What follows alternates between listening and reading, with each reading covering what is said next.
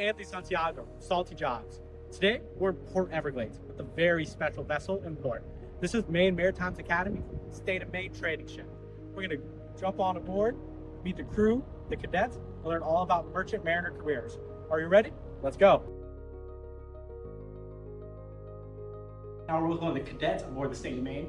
Can you introduce yourself and tell me what your role is here on this vessel? Yeah, absolutely. My name is AJ Powers. I am one of the upperclassmen from Maine Maritime Academy here.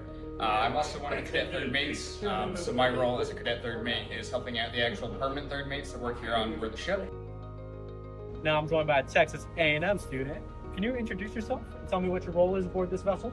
I'm Cadet Jordan McIntyre. I'm here sailing on my junior cruise. All right, Jordan, can you tell me about what got you into the marine industry and what your career path has been like so far? It's been a wild ride. I started as a charter fisherman. And before that, I was land-based. I grew up on my dad's boat. And then I picked up a 6-pack license, which turned into a 50-ton license, a 100-ton license. Picked up my dive master certification along the way. So I took place on some of the private yachting. I went from that into pilots, into tugs. I worked both seaside and shoreside, as well as oil and gas on drill ships. It's been a wild ride.